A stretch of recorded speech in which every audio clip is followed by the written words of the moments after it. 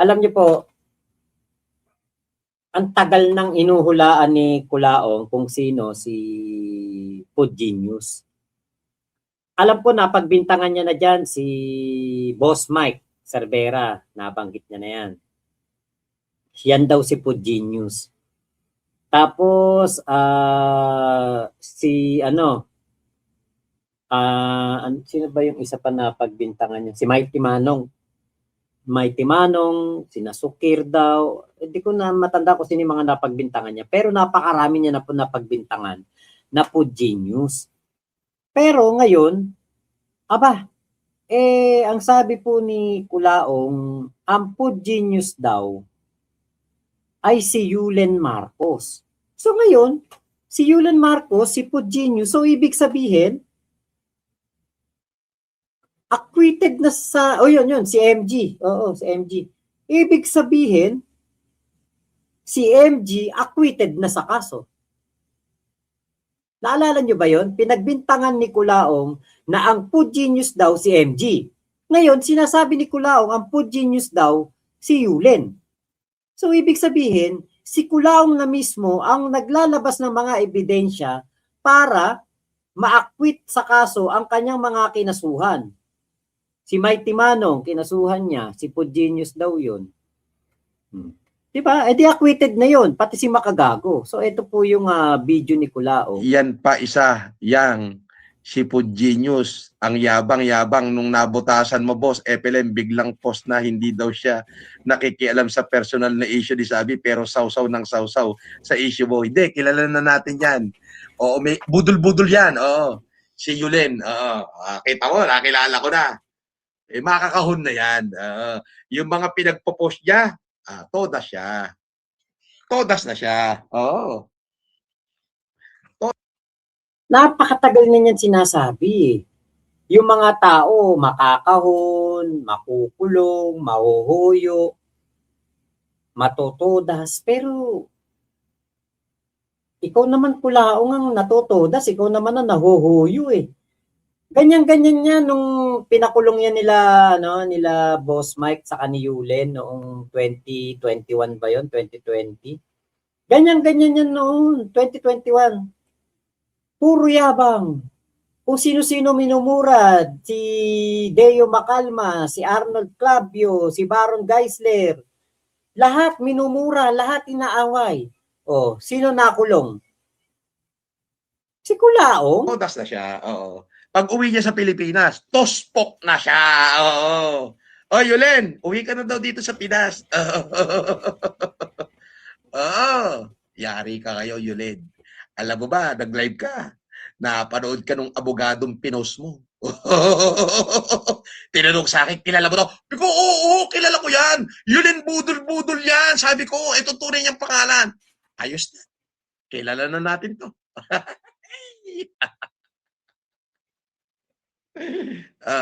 Ayos ba?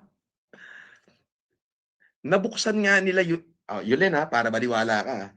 Nabuksan nga nila yung YouTube mo eh. Yung ano mo eh, yung original ko sa Mukinreate yung account eh. Yan pa isa, yang si Food Genius, ang Ewan ko ba dito kay Kulaong yung mga ganong simpleng Eto, katulad nito, punta tayo dito kay Friends of Food Genius. Punta ka lang sa about eto dito, about, ayan. Tignan mo lang, page transparency. Pupunta ka lang doon sa page transparency. Ngayon, makikita mo na kagad diyan kung kailan ginawa. Katulad nito, December 29, 2024. Change name to Friends of Food Genius noong April 10, 2025. Created siya Norman Mangusin Grand Scam December 29, 2024. Nandyan, nakikita mo, ang admin o primary country nung admin na nagmamanage ng page ay from United Kingdom. Nandyan lang yun eh. Nandyan lang yun. Ay, hindi nyo pala nakikita. Sorry. Ayan, ito, ayan. Oh. Makikita mo naman kagad yan eh. Oh, ayan yung admin. Oh, page transparency. Punta ka lang dyan. See all. Oh, makikita mo na. Oh, nung ginawa, December 29, Norman Mangusing Grand Scam. Oh, tapos nag-change name. Nandyan yung mga info. United Kingdom, dalawa na taga United Kingdom ang admin. Pero hindi mo malalaman kung sino yung admin, kung sino si Food Genius. Wala. O ngayon, punta tayo sa Food Genius Vlog. Ayun, ito. Yung 51K na Food Genius Vlog. Punta tayo dyan. Okay, about. Punta tayo sa about section. Ayun. Nandiyan yung yung mga info. See all natin. Primary country location for the profile owner, United Kingdom. Digital creator, create November 21, 2025. O sino? Sino yung nakita dito? Wala. Diba? Ganun lang naman yun eh. Ewan ko kay Kulao, bakit tuwan-tuwa siya o parang pinagmamalaki niya. O eto yung malaking followers, Food Genius. Punta tayo dito ng about. Helper, driver at Lalamove delivery. O sino kakasuhan mo dyan? O profile transparency. O 2017 ginawa. O eto, United Kingdom. O walang nakalagay kung sino eh. Diba? Kahit anong gawin mo dyan, wala kang makikita. Contact and basic info, wala. Privacy and legal info, wala. Places live, wala. Work and education.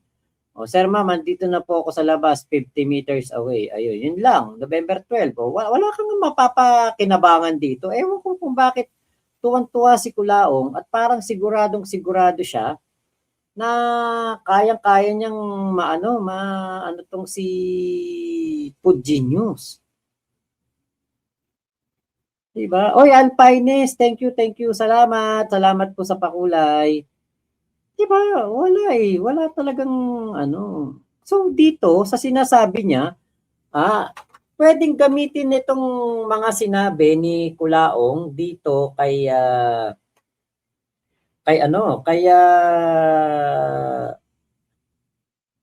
Yulin, na ang Food Genius Vlog ay si Yulin.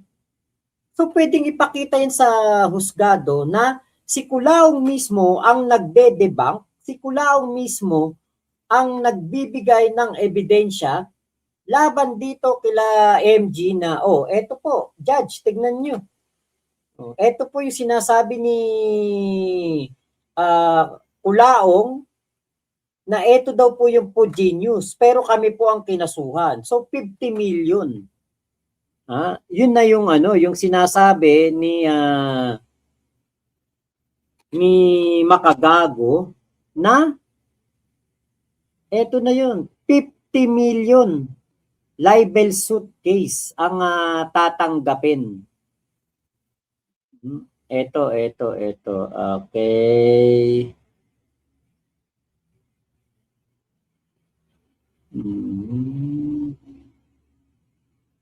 Eto pa yun. Yan, eto na yung post ni Makagago.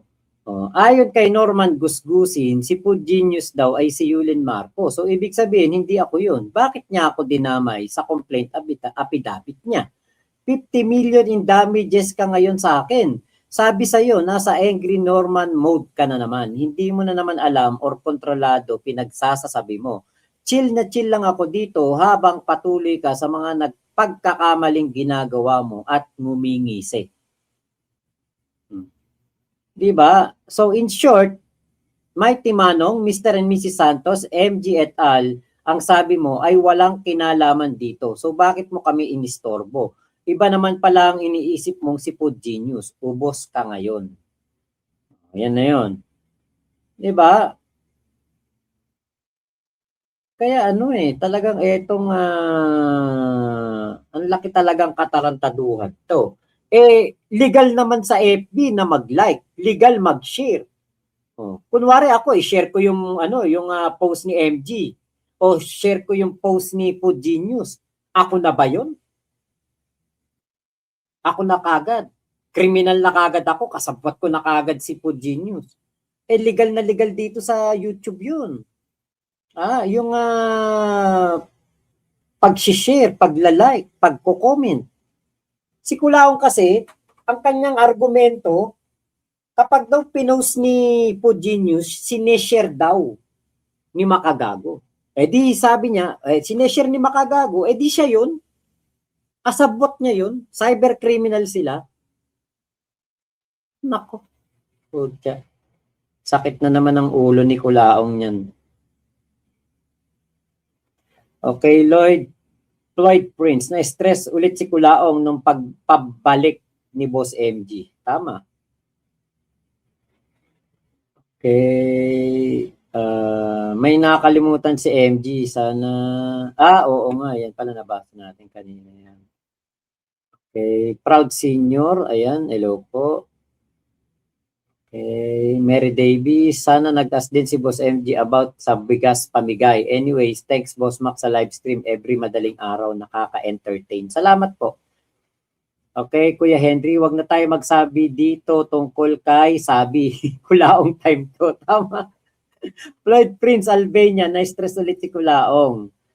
Tama. And Manuel, yon si MG. MG lumapag na sa Pilipinas, Kulaong palipat-lipat sa lugar ng Pilipinas. Rinaldo, Kasaysay. Nung bumalik si MG, punta ng Baguio ang Kulaong. Okay, Wade Wilson at si Jack Pati daw. Oo, yun. Si Jack Pati na pagbintangan din yan. Wala namang sinabing totoo yan si Kulaong. Pati pagbibintang, sinungaling pa din. Pauline Garing, kung si Yulen si FG, di pala pwede kasuhan kasi wala naman siya sa Pinas. Tama. Chris Gel Gomez, Tarages na yan. Una sinabi niya, ikakahon niya daw si MG. Tapos yan na naman tayo kakahon na naman. Nadidinig ko dito kay Kulaong. Baliw talaga. Ang galing naman ni Attorney Casper. Kuya Renzo J. Emmanuel, nakakatuwa talaga tong laruan natin. Kahit sarili niya niloloko at kinokontra niya. Ramil Cruz, pag umuwi siya sa Pinas, bigla kakasuhan niyan. Iyak ka din dyan. Oo, Ramil Cruz. Okay, Kuya Henry, thank you for sharing your blessings and supporting Macmac Pablo. Thank you Kuya Alpines. Ayan, thank you po. Si Kuya Alpines. Kuya Alpines, andun ako sa live ni Sabi kagabi, nagko-comment ka doon. Ako late, patapos na siya nag-comment ako. Sabi ko, next time, isara mo na lang yung comment section. Kasi natitrigger siya. Tagal ko doon sa live, isang oras sa 3 minuto yung na-record ko. Napakinggan ko lahat. Pag nakabasa siya ng comment, natitrigger siya. Doon nasisira doon nawawala, yung nasisira ba yung focus niya, nawawala yung kanyang mga gusto niya sabihin, naliligaw siya kasi parang nagagalit siya doon sa comment section Okay, Jester Vlogs, Kuya Mac, baka ikaw naman ang pagbintangan ni Kulaong na ikaw si Food Genius. Okay, maingay. Okay, maingay. Nako. Pag nalaman ni Kulaong yan, ako kakasuhan yan. Hindi ako aamin. Yun naman, di ba? Kung pagbintangan ako ni Kulaong, ba't naman ako aamin? Bahala siya sa buhay niya. Wala naman siya ebidensyang ako si Food Genius pero hindi ako aamin. Si Food Genius ay si Casper. Ulaga talaga si Kulaong. Proud Senior, sa dami ng pinagbintangan ni Kulaong na Food Genius, isang araw sasabihin na lang niya siya si Food Genius talaga. Ate May malang talaga yan. Mas takot pa ako sa pusa kong inhit. Pag galit siguradong mananakit. Gibo, Badjano, ang lupet magpantasya ni Boss Busabos. Si Kulaong kaya ang Food Genius, di nyo ba alam? Kasi ang genius niya sa mga free foods. Oo nga Kuya Henry ganun pala yon. Pag nag-share cyber criminal, nako Boss Mac, paano yan? Pag sinare namin pala to, cyber criminal tayo. Kuya Henry, yes, oo, nadi-distract. Oh, Meto. Ayun, Metoyo na yan si Kulaong. Kaya punta naman tayo dito. Grabe to si Kulaong eh. Ayan. Ayan. Teka.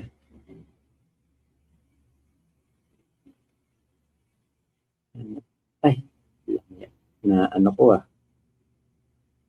Ito.